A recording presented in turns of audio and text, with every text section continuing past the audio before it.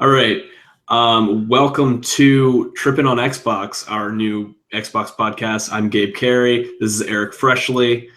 No, we're not going with your real name? No, I on my channel I use Johnny Vinyl, so I should probably Okay. Then let's go with Johnny Vinyl. It's goofy, but whatever. Brand identity, damn it. Brand identity, but also you have a brand through the Facebook groups too. We can talk a little bit about that, like how you would know us through the group that you started, right? That's no, actually, Billy. Not your group. Billy started it. I just kind of latched onto it like a leech. And, it's the Dumpster Fire Ultra. Dumpster Fire Ultra is the land of misfits. Yes. And you can join that group on Facebook. And we wanted to start out today with Halo Wars 2, which has gone gold. Yes, it is. And we'll be shipping next month. Pretty imminent release. It's the weekend after Valentine's Day, the 21st. I just recently played through Halo Wars 1 for the first time, the definitive edition, and it was fucking incredible. I could not believe how well they made Halo work as an RTS. I'm not a huge RTS guy. I do really like Halo, but I feel like this is my new favorite Halo game. After playing it, I just feel like it felt so natural. Creative Assembly did an amazing job with the controls, particularly on the gamepad, Xbox version. I do got to say the first one was actually not Creative Assembly. The first one was it was Ensemble Studios, who used to make Age of Empires, and right after Halo Wars shipped, they closed the studio, so that was their last game. Oh, I didn't know that. Yeah, I guess they just did the port. Yeah, and Creative Assembly is making Halo Wars 2. Yeah, and they did. Okay, so they did the port in Halo Wars 2. But, okay, Ensemble did a really good job then with, the controls and just making this game feel as fluid as possible. And I was pretty fucking hooked when I played it. I didn't really take my mind off of that game for a few days. Yeah, I played it back on the 360, and I've been messing around with the new one. I haven't gotten all the way through it yet, but it looks a lot better, and it feels, and it's been a long time since I played it on 360, so maybe it's my imagination, but it feels a lot smoother, like the frame rate. I mean, it's running at 1080 60 on Xbox One. Yeah. I haven't messed around with the PC because it was originally only on 360. This is the first time you can play it on PC. I haven't messed around with that at all. Does that feel pretty good too? That feels really nice. That's where I played most of the game, but I did play a good chunk of it on Xbox One as well. Yeah. Mouse and keyboard feels really nice. I feel like it's expected because it is an RTS, which is traditionally only on PC. Sure. So I was more surprised at how well it worked on Xbox. But the controls, I think, work exactly as expected on PC. And I played it in 4K, 60 frames, and it looked great for what it was. I mean, it's an older game. I can only imagine like how nice the new one is going to look like. Yeah. I'm excited for some of the new things they're adding, especially this Blitz mode that they're talking about in Halo Wars 2. I mean, not the definitive edition. Right. There's kind of two versions of Blitz. There's a PvP mode and a co-op firefight mode, where two players can play against, just like firefight in regular Halo. It's horde. It's against waves of enemies, but since it's a strategy game, that'll feel fresh and weird. And Blitz kind of works on a card-based system, where you're not building up your units and your bases and everything like you normally do. You get cards, which you play, and that'll bring in your units, which could lead to some microtransaction BS. We don't know yet, but I think it's I hope not. Yeah, but it's a cool idea, I think, and it's unique. And the only thing I like that the Halo Wars 2, just like Definitive Edition, will be play anywhere. So yes, you buy it once, you get it on the Xbox and the PC. It seems that there's no crossplay, which is, I'm not good enough at strategy games to know if the PvP would be unfair, like a shooter would be of crossplay. But I think for the co-op modes, like the campaign, there is co-op campaign and the Blitz firefight, that should be crossplay. It's co-op, so even the co-op isn't crossplay. Yeah, and I think it really should be. That's the way Gears 4 did it. They made the co-op crossplay and the PvP Right. not. And I think that was a smart idea because who cares about balance when you're playing together? Yeah, it doesn't fucking matter. Yeah. That's really odd. Yeah. That they would choose to do that. But the one thing I did because this was my first time playing a Play Anywhere title on PC. I just jumped on it real quick. As I said, I played most of what I've played of the Definitive Edition on Xbox, but I just wanted to test out how the cross save works, how quick it is. So I just at one point quickly saved my PC, shut it down, jumped on my Xbox, and it was right there right away. I was very impressed with that. I actually ran into an issue with it. Oh, really? Yeah, at first. After that, it was fine. But the first time I did it, I had to power my PC back on, launch the game again, save it again, and then it worked. Then my save showed up on the Xbox version. But the first time I did it, there was no save on the Xbox version, and it was asking me to start over. I was like, "Fuck, do I have to start the game over?" But yeah, that was kind of disappointing, especially if I hadn't. I was 3 hours away from where I live, and it was for the holidays, and I was reviewing this game, and I was like, "Oh shit! If I didn't bring my PC and my Xbox, I would have been screwed." Yeah, but. Yeah, fortunately I brought both, and the cross save did work eventually. It worked fine after that. Oh, good. It's just the first time I had used it, I ran into trouble. Yeah, that might be old news. If people played Recore or Gears on their PC about the cross save stuff, but I didn't, so it was new to me. I didn't either. I don't think a lot of people played Recore. Yeah, it's a shame. That game, I mean, it looks really cool. Yeah. It was for the first like 6 hours or so, and then it got really grindy and lame, and it was like, I hope it did enough where they can get a sequel, because I think if they take the feedback and cut out all the nonsense and just stuck to what it did well, because man, when it was really good for a while there, and I don't know, I hope they get another crack at it. But that game is actually getting a big update in I think February, so we'll talk more about it then. It's a good idea. Next thing is... hang on. Did we mention the dates for the beta? For the beta, starts tomorrow, Friday. The 20th. It might... I don't know when we'll have this up, so let's go with the 20th. And the beta is only Blitz mode. They're testing that out. So that thing I just talked about with the cards and everything, I don't know if it'll be Blitz Firefight or if it'll just be Blitz PvP. But this regular standard modes will not be in the beta, but obviously will be in the full game. And that's for Xbox One and for PC, right? The beta? Yeah. Yeah, cool. And I guess we just want to move on to Resident Evil 7, going Play Anywhere. That's pretty big news. That's a huge third-party game. Yeah, it's the first third-party game to be a Play Anywhere title.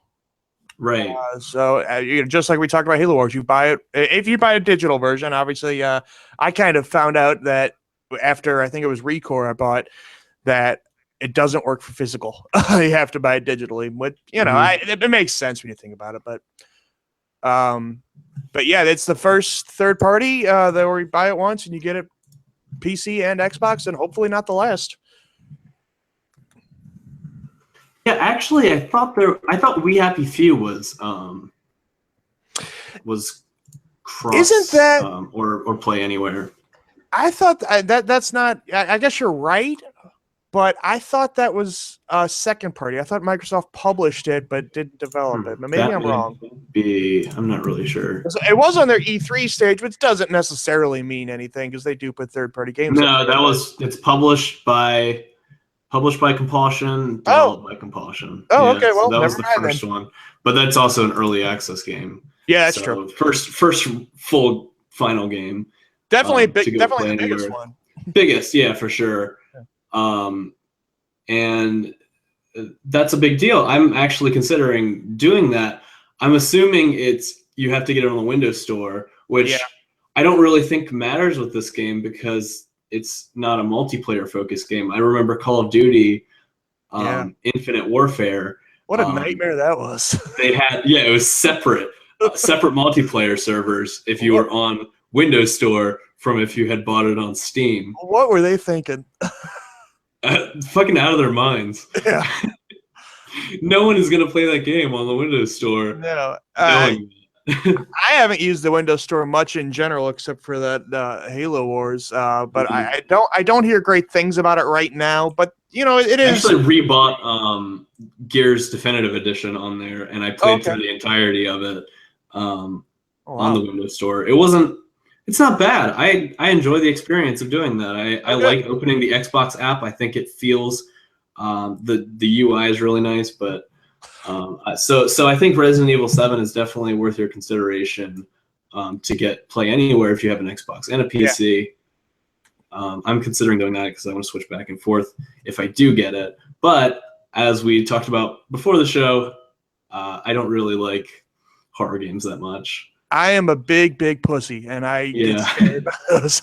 Same. I don't know if I can play that one. But I think it's cool that it exists in that Play Anywhere format, regardless if it's for me or not. And it's going to be a big title.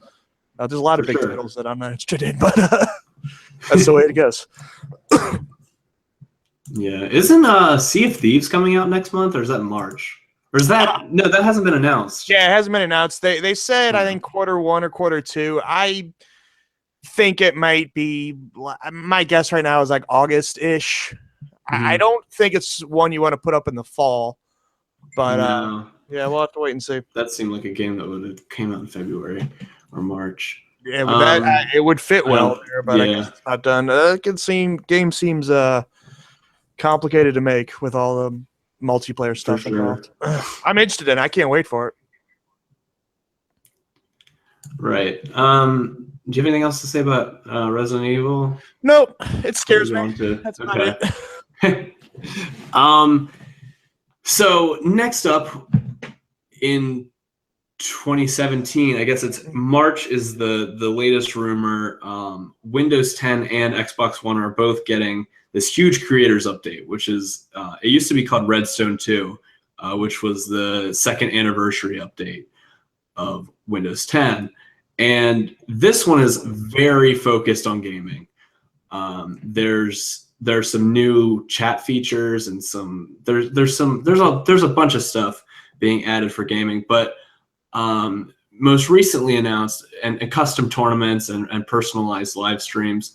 But the most recent addition is that Microsoft wants to add better performance to the Xbox One and Windows 10. And the way they're doing this is they're optimizing games so that there's less resources running in the background. And on PC in particular, I think this is going to make a big difference because when you run a game from the Windows 10 store through the Xbox app, it's going to completely cut out the background resources. Nothing's going to be running in the background when you're doing that. And that way, you don't have to worry about RAM being used up and video RAM and your regular, DDR4 RAM. But I think that's a pretty big deal because they're trying to go up against NVIDIA, who has the GeForce Experience app that pretty much does the same thing and optimizes games, except it doesn't cut out resources out of the background. And it's going up against Steam, which doesn't really do anything. In terms of performance, it doesn't really benefit you at all. I think that's just a neat little addition. I don't know how it's going to work on Xbox One because there's not really much going on in the background anyway on Xbox One. Yeah. But I guess there are some tasks being done that it could cut out. Yeah, and I remember they released an update on the Xbox. They did something like this a while back. Yeah, it's just a couple months ago. It cut out. I guess this wasn't a couple months ago, but when the Xbox first came out, they cut out the Kinect resources. Oh yeah. That were being used in the background. But a couple months ago, they did release an update that made the dashboard snappier and quicker because that thing used to chug, and it's still not outstanding, but it's better than it was. This update in particular is going to be for the games, though. Oh, okay. Making games run better, which is really nice because you might. I mean, you're not going to go from 30 to 60 frames per second, but you might notice a slight jump in certain games that were kind of lagging before. Yeah. It's just a neat little thing in addition to all the other stuff they're doing. Yeah, they're doing a lot of stuff. They had talked about the tournaments feature kind of at I don't think it was even this E3. It might have been the last one, but they rolled it out or talked about rolling it out at the same time that they did clubs and looking for group, and now clubs looking for group exists. Right. They're reality, so it is time for tournaments as well. They're just updating a lot. They talked a lot more about that at the event where they announced Surface Studio. They also talked more about the tournaments and live streaming features that they're implementing in the creators update, which is expected to come in early March. March 3rd is the current rumor. And they also just released another update. This is maybe 2 or 3 weeks ago that made download speeds on Xbox a lot quicker, which is nice. It's been real nice, actually. Yeah, especially I think in comparison to PS4, that was one of the things where Microsoft was kind of lagging behind. Not anymore. Update speeds, and that's not the case anymore. I have a PS4. I barely use it, but I have one, and right now I find my download speeds on Xbox a lot better. Yeah, I think I bought a PS4 Pro just to make fun of it, because ever since I bought it, I barely use it, but I just look at it and I'm like, it's 3 layers now. Yeah, there hasn't been anything. I mean, I don't want to get into console wars or whatever. That's not what I'm trying to do. I am excited for Horizon, but other than that, I just haven't used it very much. I'm stoked for Horizon. That game looks awesome. Also the apparently the backwards compatibility team is starting up again, kind of for the new year. So there's lots of updates coming. They're hard at work over there. Yeah, I also saw just a few minutes ago, Path of Exile is coming to Xbox One. I did see that. I don't know much about that game other than it looks kind of like it's pretty much a Diablo clone. Yeah. But it's a free-to-play game, and it doesn't have like a whole bunch of microtransactions. Yeah. See, I get my Diablo clone fix. I play Marvel Heroes on my PC a lot. That's another free. Oh yeah. I love. Yeah, I'm a big Marvel guy. As a matter of fact, I'm wearing a Spider-Gwen shirt right now. So. Oh, nice. Yeah. All right, what do we got next? Pit People. You wanted to talk about Pit People. Yeah, Pit People just came out on... I don't know anything about this game. Yeah, it just came out. It's a game preview game. It's early access. They call it something different on Xbox, but actually it is also on Steam early access, so it's not officially out yet. This is made by the Behemoth, who made Castle Crashers and Battle Block Theater and Alien Hominid. It's their next game. Oh, cool. It was under a code name for a long time, just as Game 4. And so that's kind of, and I didn't even realize actually until it released that they changed the name.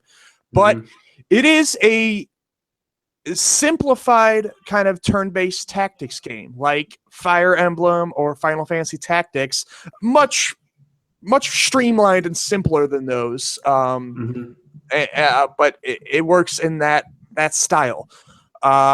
And it's really cool. And it's funny. It obviously has the same aesthetic as Castle Crashers and the same sense of humor. It's very irreverent, and like there are things like I have a on my Xbox game DVR recorded a clip of me attacking a unicorn with a flamethrower, stuff like that. Where it's just kind of throw everything in there. You got archers, but you also got gun guys, and you got sword guys and axe guys, and you can like change their weapon aesthetics so that like it'll perform like a sword, but he's actually attacking with like a sandwich. Just silly stuff like that. But and you can kind of capture any of your enemies to put them on your team. So I have not even seen like the full breadth of what the units you can have on your squad, because it seems like there's a ton of them, because there's a ton of different enemies. They all behave differently, use different weapons, and have different abilities. There's a story mode in there that has so far been really funny. Like there's a narrator who your character just completely ignores the whole time and argues with. Like the narrator will be something like, "Oh, your character's named Horatio," and the narrator will be like, "Oh, Horatio found this starving civilian and gave up some of his food to him." And Horatio's like, "No, I'm not giving him my food." So, yeah, it's I'm really enjoying it so far. I like those kind of tactics games. I've been getting into them recently. Like I'm playing Final Fantasy Tactics for the very first time in my life. I'm playing it on my phone, which is kind of, and I'm really liking it. And I've been curious about trying Fire Emblem 2 recently. So a game like this came around at just the perfect time for me. Now, it is right now, as I mentioned, it's early access, so the story is pretty short right now. It kind of, at the first act, I would say, cuts you off there and then say, "Oh, there's more to coming." But I could do right now pretty much endless side quests and just wandering around and getting in random battles. So, if even though I'm out of story stuff to do right now, there's I could just run around leveling up, fighting, capturing new enemies to put on my team, getting new equipment. Is there a targeted release for the final version of the game? No. It seems, I kind of suspect with how little story is in there right now that it might be ways off. Yeah, and I'm kind of thinking of it as an episodic game at this point, because even though that's not what they're saying, I get the feeling that they're going to be kind of releasing the story in acts like that. So they did say this year, so who knows? But how much does it cost? See, that's the other cool thing is it will be, when it does get its full release, it'll be $20. But for right now, you can get it for $15, and that gets you it's not gonna. I don't have to put in another $5 when it eventually comes out. So you get a discount if you buy it in early access. So I'm enjoying it. I am looking forward to more of it being released. It's really cool. And that sounds really fun. Yeah, if you like Castle Crashers or Alien Hominid, there's no reason not to jump on this. Yeah.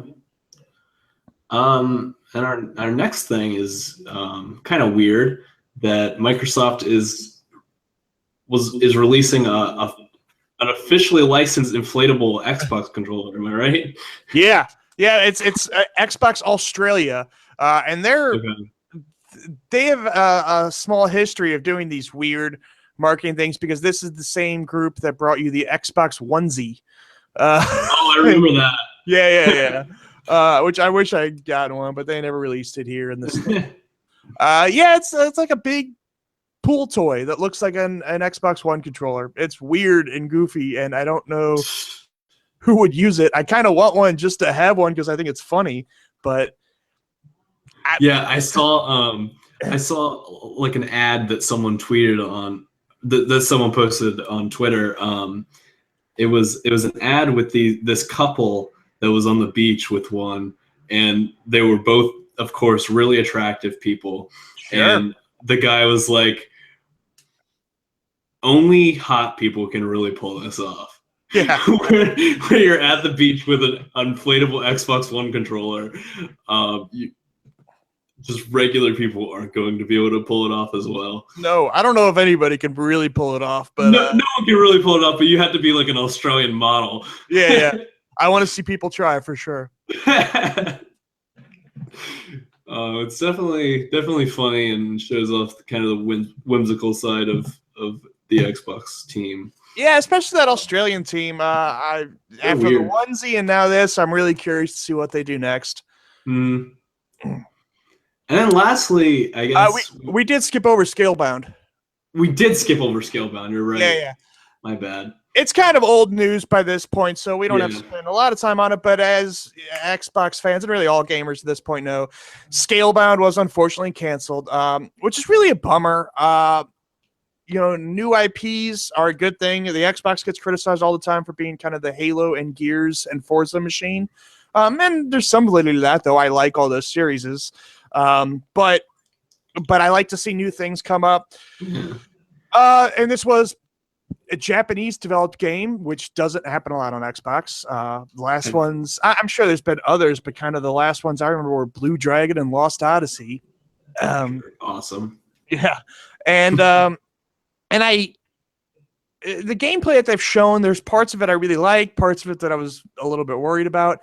I'm kind of sick of self-serious medieval fantasy stuff, like Elder Scrolls and Skyrim. Or Elder Scrolls and Skyrim are the same thing, but like Witcher. Yeah, all that kind of stuff. So this was a way to kind of take some of that stuff. Like if you don't know the game, you were a guy running around with a dragon companion, but the guy was from modern times, and he would put on Beats headphones and play techno music while he was fighting stuff. And it's goofy, and it can make you roll your eyes sometimes, especially his one-liners. They were pretty lame, but I just like that it had a sense of humor about itself. And it seemed like it could have been a lot of fun. It's really a bummer that it's gone. Yeah, I have some mixed feelings on this. I think Platinum has a very shaky track record. They do. And I'm not sure. I think the Microsoft team would know best that if this game wasn't up to par with their standards, they would can the project. And I think, they would know that better than anyone else, like what the state of the project was. Sure. Yeah, I'm not trying. Just looking back on what Platinum has done recently, specifically that Ninja Turtles game, preceded by that Legend of Korra game that was also really bad. Yes, but before that, there was Bayonetta 2, which was amazing. They did Bayonetta 2. They also did Wonderful 101, which I thought was a lot of fun. Yeah. But it seems like every other game that comes from Platinum is kind of rough around the edges. And I don't think the hype was totally justified. I think it would be. I think you'd be in the right to be skeptical of this game's quality, and I think Microsoft would know best on whether or not this game should be canceled. And I'm glad they didn't release a shitty game and instead. Sure. And I'm not trying to say they shouldn't have canceled it, because obviously I don't see what they see. Right. But I just think the idea had potential. Whether it came together or not, only they know. And you're right. I do trust their judgment.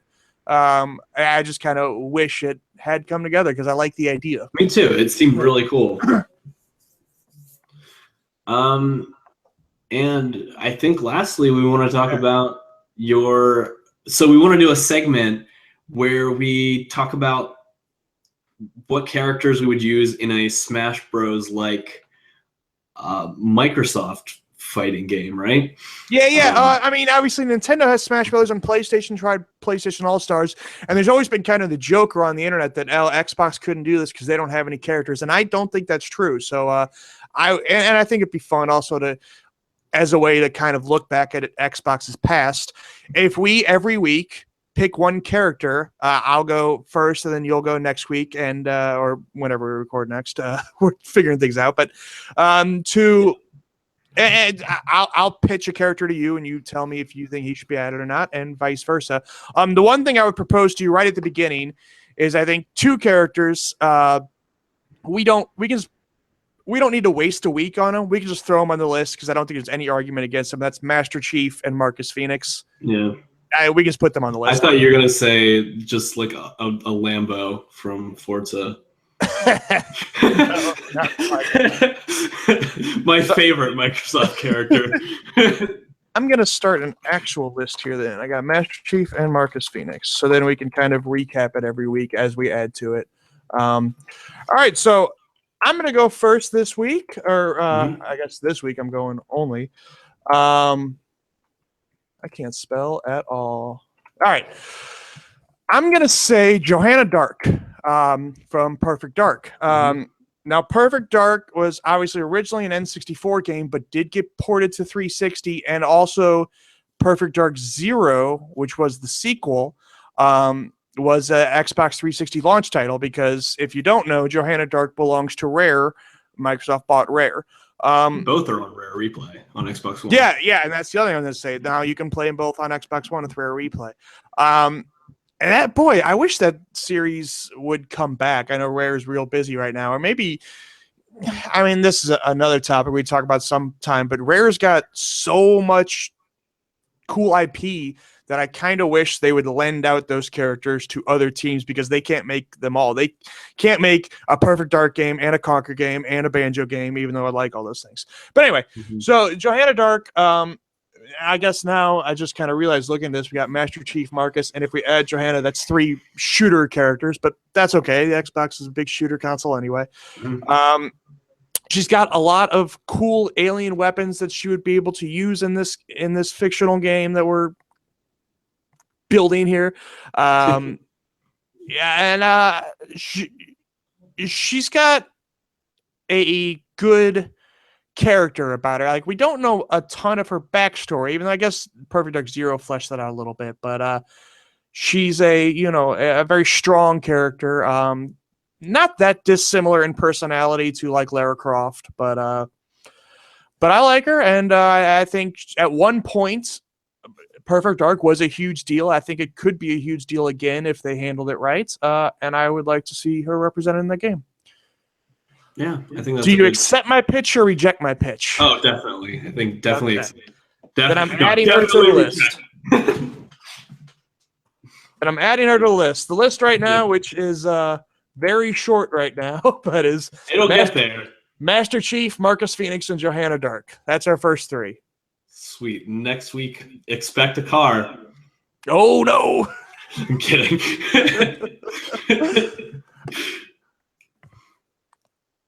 All right. Yeah, that's it.